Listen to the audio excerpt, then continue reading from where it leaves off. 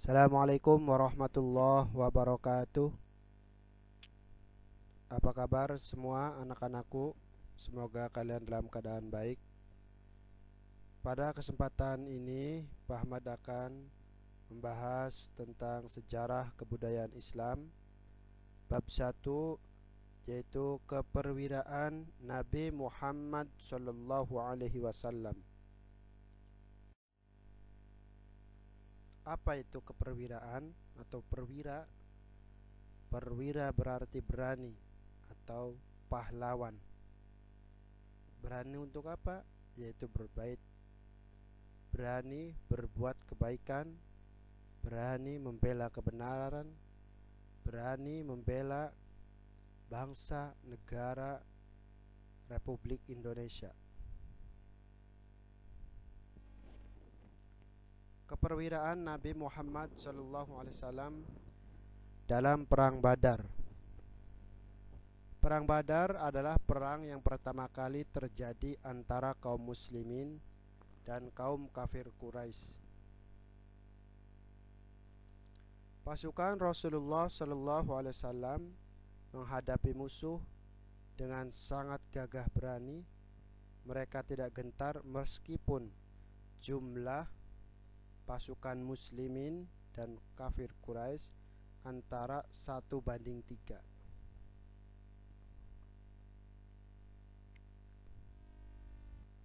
Mengapa disebut Perang Badar? Perang Badar terjadi tanggal 17 Ramadan tahun kedua Hijriah bertepatan dengan 8 Januari 623 Masehi. Perang ini terjadi di desa Badar atau di lembah Badar, sebuah desa yang terletak antara Mekah dan Madinah. Jadi sebuah tempat namanya itu Badar. Makanya kenapa dinamakan sebagai Perang Badar. Mungkin kalau di Cirebon, kalau perangnya di desa Comberan, maka dinamakan Perang Kecomberan. Tapi karena di sana ada tempat namanya Badar, maka dinamakan Perang Badar. Badar itu sebuah tempat atau nama tempat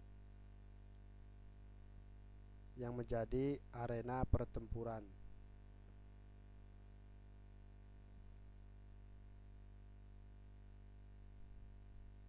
Berapa kekuatan pasukan muslimin pada waktu itu? Berbanding jauh, 1:3.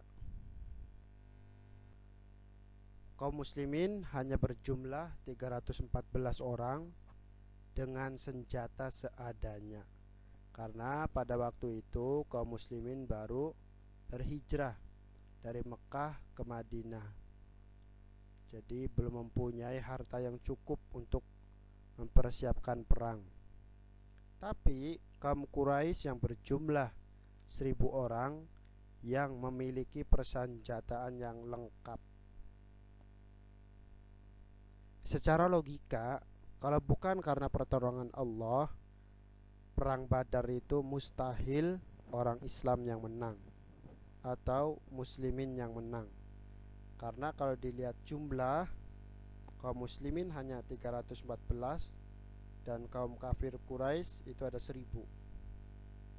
Tapi keajaiban terjadi karena ridha Allah agar Islam bersinar di Madinah, dan alhamdulillah cahaya Islam sampai ke Indonesia, sampai ke Cirebon, sampai ke Talun, dan sampai ke desa masing-masing, khususnya di Kecamatan Talun.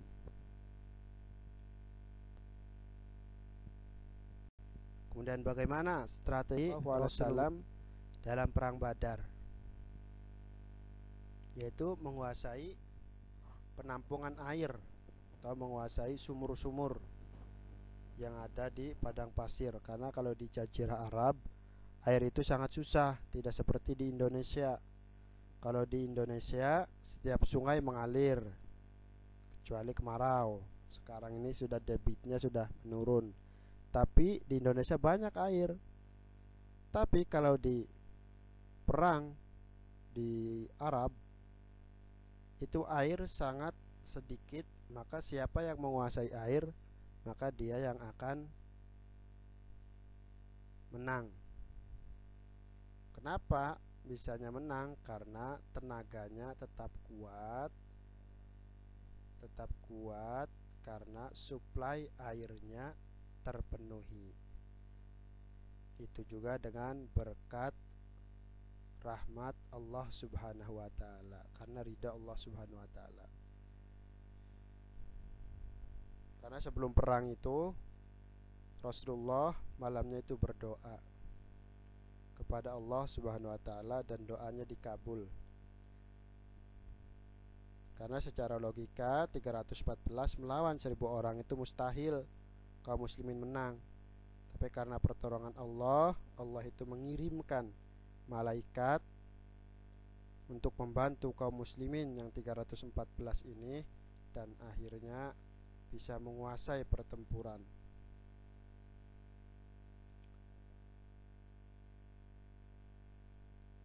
Penampungan air itu sangat dibutuhkan kedua belah pihak, yaitu antara kaum muslimin dan kaum kafir Quraisy.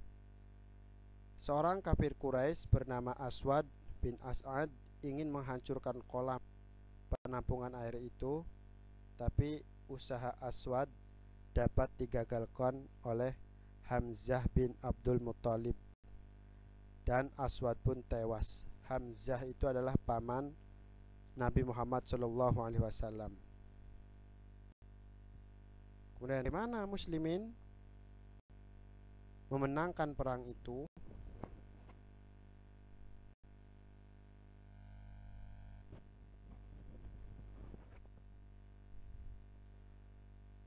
Bermula dari perang tanding berubah menjadi perang massal. Dalam perang tanding pihak Quraisy diwakili 3 orang, yaitu Utbah, Syaibah bin Rabi'ah, dan Al-Walid. Utbah,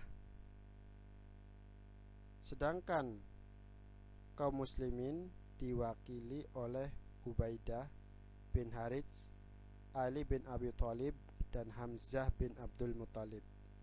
Ali ini adalah menantunya Rasulullah, dan Hamzah ini adalah paman Rasulullah. Ketiga orang Quraisy mati terbunuh, meninggal dalam perang tanding ini. Dengan pertolongan Allah Subhanahu wa taala, kaum muslimin berhasil memenangkan perang tanding itu. Jadi dari pihak kaum kafir Quraisy yang 3 orang perang tanding itu kalah semua. Setelah itu, setelah perang tanding selesai, maka terjadilah perang terbuka. Jadi semuanya ikut perang. Kedua pasukan saling menyerang. Kemudian sebanyak 14 orang sahabat tewas sebagai syuhada. Sedangkan dari kubu kafir Quraisy terbunuh sebanyak 70 orang, dan 70 orang lainnya ditawan oleh pasukan muslim. Dan Abu Jahal salah satu orang yang terbunuh dalam perang Badar tersebut, setelah dikalahkan oleh Mu'adz bin Amru. Allah Subhanahu wa taala telah menolong kaum muslimin. Secara nalar atau secara logika, pasukan muslim tidak mungkin menang. Kekuatan mereka tidak seimbang walaupun menguasai air. Namun dengan imannya yang kuat dan ikhlas karena Allah Subhanahu wa taala, kaum muslimin berhasil memenangkan perang ini. Dan kapanpun dan dimanapun umat Islam ingin menang, maka harus perbaiki imannya dan bersatu antara sesama muslim, tidak terpecah belah, maka umat Islam akan menang.